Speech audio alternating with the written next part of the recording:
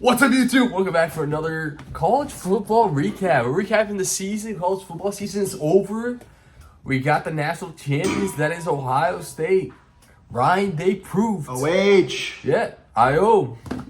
They proved he could win a big game. And he won the biggest game of them all. Yeah. We're just going to give our thoughts on the national championship game. And then kind of recap the season a little bit. Give our thoughts on the season. And a little bit of preview for next season. And of course, I'm here with Rhett. What's up, Rhett? Hi, everybody. I'm doing all right. I saw one comment on the video last year, and it was directed towards me for not having my lights on in the apartment.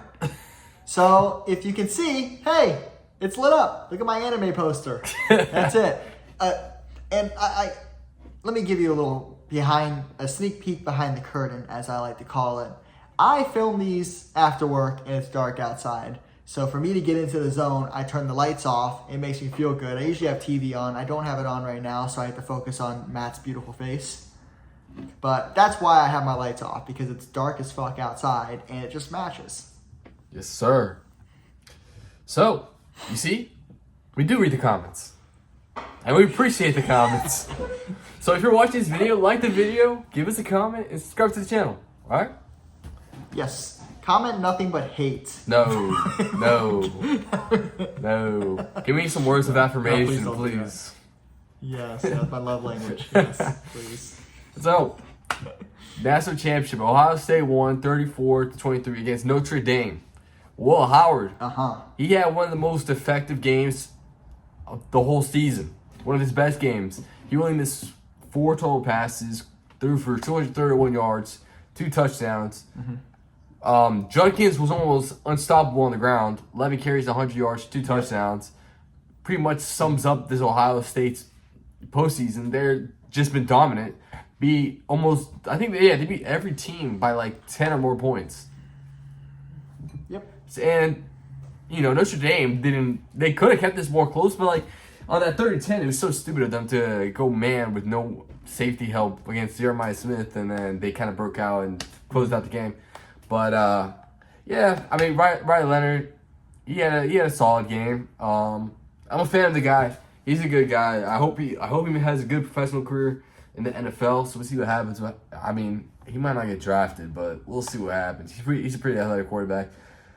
But yeah, good season overall. Good job, Ohio State. Wait to turn around. Ryan Day proves he can win the big games, but not the game. So there's that.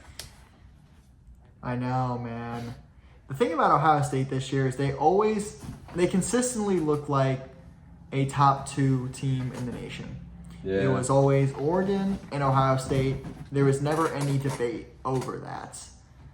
What happened with Ohio State is them losing to Michigan really, it lit a fire underneath them, because they knew they were in no matter what. Even if they lost that game, they're in. They're going to be a 8 seed or whatever. They're still going to have a home field game in the first round.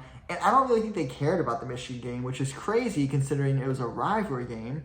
But that's the landscape that we're in college football, where some of these games, they might not have meaning. And I think the way you change that is you move it to the middle of the season, which I don't think they'll ever do.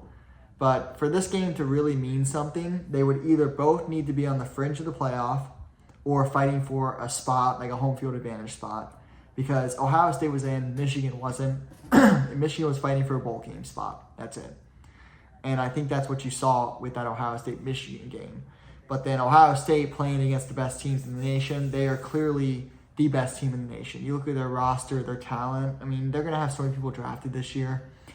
I was talking to an employee or a coworker before this game, and I said, I would love to see this Ohio State team versus 2019 LSU's team with Joe Burrow, Jamar Chase, and Justin Jefferson. What are your thoughts on that? On that game, I think that 2019 LSU team is probably the best college football team I've ever seen. So I'll be taking LSU on that one. Yeah, I would agree with you. But this Ohio State team, for some reason, they underperformed in a lot of their games. In a lot of their moments, they underperformed. I mean, overall, they won. They had a pretty comfortable season besides them losing to Oregon by 1 touchdown. They pretty much ran through everyone else besides Penn State score-wise. It wasn't necessarily that close besides Penn State being in the red zone twice. But you never felt Ohio State was in danger in any game, even the Oregon one. Yeah. But, I would still back the 2019 LSU team, but I do believe Ohio State's 2024 team was the best in college football. Yeah. They just had to perform when it mattered, and they did. And that's how they won this game. Yeah, I do agree that this was a very dominant Ohio State team that, in this season where it's like a first for everything with the new playoff format, they just they beat like 8 of the top 10 teams that were ranked. And we got a very interesting national championship. It's like the only time first time ever we saw an 8 versus 7 national championship game. So that was pretty sick. Yep. As far as the playoff format, I think they could change up the seeding a little bit. All 4 teams that had a bye lost. So that's interesting. And I don't know. I think the team selection could be better as well. But, it's so much going on. It's so much factors going into that. It's like almost impossible to have a perfect system. So I can't wait to see what they do to adjust it. Or they might not even adjust it at all. Might run it back another year and see what happens. Yeah, it's tough to advocate to change the system because there's only minor tweaks you can make. Yeah. Obviously, the 4 byes are going to the top 4 conference champions. I do believe this year was a bit of an anomaly year where Oregon was dominant, obviously being an undefeated team in the regular season. Georgia was not dominant. They had 3 losses? 2 losses? I can't remember. I think it was 3. 3 if you include Notre Dame. Yeah, so they had 3 losses, and then you had Boise and Arizona State sneaking in because everyone else cannibalized themselves, that's good for college football. You don't want dominant college champion or conference champions anymore. It'd be boring, quite frankly, if we had Oregon, Georgia, let's say Clemson, and then what's the other conference that I'm missing? Big 12, let's say Arizona State, why not? Yeah. Let's say all 4 of those teams dominating the regular season, they have 1 loss or are undefeated. That means the rest of the field's going to be weaker. So I feel because we had only 1 truly dominant team, the field itself of 12 teams were fairly strong. I mean, yes, you have Indiana, who I don't think deserve to be in there, but you lose only 1 game and it's to Ohio State, you're probably going to be in because you're a Big Ten team. Yeah. SMU, I do believe, deserved a spot in. So the only team that I can advocate for that wasn't supposed to be in there is Indiana. I think they got the field relatively correct. But I would have hated to see Bama in there over Indiana. Yeah. Because we saw what Bama did in their bowl game. So I think they got the field right based on bowl games. I mean, Miami lost theirs. Bama lost their bowl game. I don't know who else is outside, but those were the 2 teams that were looking in, and they both lost their bowl games. And they honestly looked pretty ugly. Miami's defense was atrocious, and Bama could not stop turning the ball over, which was because Tampa decided to be a hurricane that day. I was at that game, by the way. Exactly. I mean, speaking of those bowl games, this year we got a ton of awesome bowl games. There were a lot of close ones coming out to the wire. Mm-hmm. A lot of upsets, like Michigan beating Bama. The 3 teams that were being argued to make the playoffs all lost their bowl games. Bama lost to Michigan, South Carolina lost to Illinois, and you got Miami who lost to South Carolina. Miami lost to Iowa State, and that was an interesting scenario because Cam Ward plays the first half, a high scoring first half, and then he decides not to play anymore. I guess I respect it as a business decision. You gotta protect yourself and make sure you guarantee yourself some professional money, but it's kind of weird just playing the first half and then just seeing your team just lose the second half. And, I didn't put much thought into this, but I told the audience about it before, but we had a bowl mania. My family does it. And we had about 15 or 18 people in it this year. Yeah. And I got second. Matt got 4th. He blew it in the national championship game. If only he picked Ohio State, he would have gotten money. I'm not going to say how much money, but he would have gotten some money.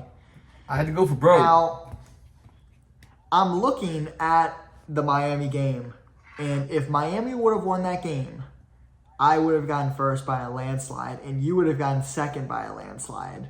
Miami screwed us over big time. I didn't even try to think about it, but I'm looking at the standings, and we would have easily, because the first place guy had Iowa State for like 15 or like 3 or something like that.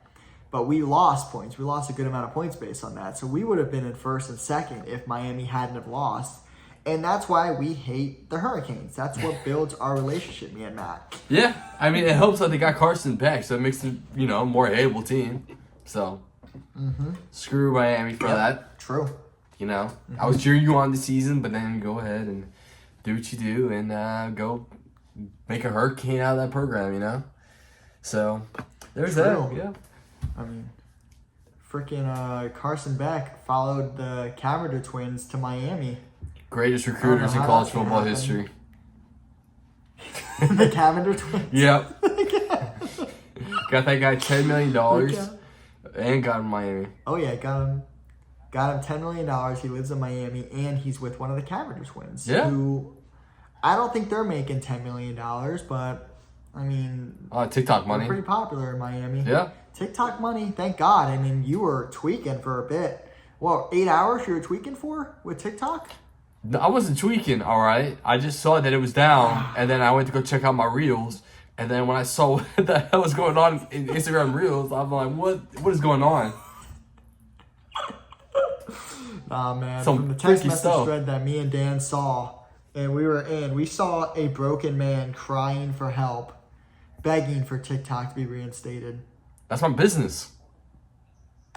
True. That's my business in there. You're right. True. Reese Football is there. I get it. I got to run Reese Football. Got to promote the channel. That's true. But That's true. I mean, I totally forgot about that. That is a good point. that's the only reason.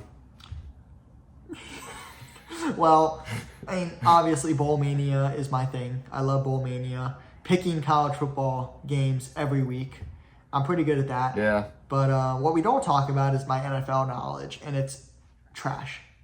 It's absolutely abysmal. And as you guys have mentioned probably 18 times, my guest picker, we're just going to leave it at that. Uh-huh. My guest picker has way better NFL knowledge than me. And quite frankly, It shows. she's the only reason I was close in the NFL pick'ems. I could have been fourth place by a landslide. So thank you to my guest picker. And we'll get him next year. Yeah. I mean, we're going to test that NFL knowledge this offseason. Well, I'll tell you more about that later. But, Oh, I can't wait. yeah. As far as next season for college football, what are some things you're looking forward to? Some teams that maybe excited you with the transfer portal? I know it's next season's still far away, so there's some things to look forward to already though. Oh, for sure. I mean, I think you're going to notice, and this is going to come out eventually, that true freshman quarterbacks, it's no longer a thing. We're going to have the anomaly, DJ Lagway. We're going to have those types. And then for smaller teams, true freshmen are going to play quite a bit.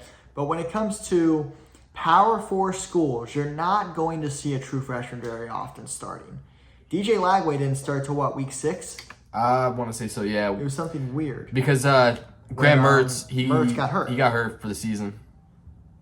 Yeah, so if Mertz doesn't get hurt, do they start Lagway? I'm not sure they start him until week 9 when they're out of it already. And then they don't make a bowl game, and then they're not hyped up this year. So I don't think, I'm not going to say true freshman quarterbacks are becoming obsolete, because that's not true. But what I'm saying is if a senior out of high school wants to play college football and start, he's going to have to start at a lower to mid-tier Power 4 school who has a quarterback opening, or a group of 5, make a name for himself, and then transfer. Yeah. At the end of the day, we are in the transfer portal era. And players can now change teams every year if they want. I mean, they don't have to stay at a school ever for a year. So I don't see why some of these 5-star recruits are going to go to the Bamas and the Oklahomas and the Auburns and all those schools when they're just going to poach a transfer portal guy. They're going to poach a quarterback from the transfer portal and then have him rot on the bench. So that's the thing I'm interested in seeing is the development of the transfer portal era, because we saw it this year with the parity in college football. I just want to see it develop more and become more evenly competitive.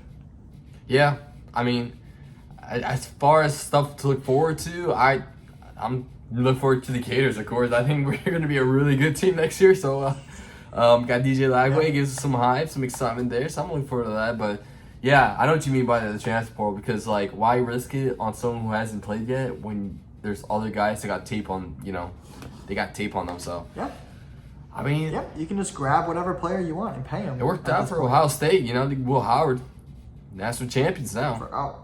100%. Yeah, 100%. I mean, Ohio State had a $20 million roster. I know that's kind of a meme now, but I mean, it's reality. Yeah. They paid a collective $20 million. I think the salary cap in NFL is what, like $60 million for like the year? No, it's way more than that. Yeah. What's the salary cap? I have no idea. See, I don't know NFL at all. But in terms of NFL, let me just look it up real quick. Jesus Christ, I'm sorry. NFL salary cap is $272 million. So Ohio State was able to win a national championship. No, I wasn't close at all. with less than 10% of the spending power an NFL team has. That's not that expensive if you think about NFL teams. And colleges have way more money than NFL teams with these endowments, some of them. I mean, maybe not way more. That might be crazy for me to say. But some of these college endowments are in the billions. And just their yearly returns and interest and dividends can pay for this team. So it gets to a point where college football is a professional sport now. These guys are not amateurs. Yeah. And we got to stop treating them like amateurs.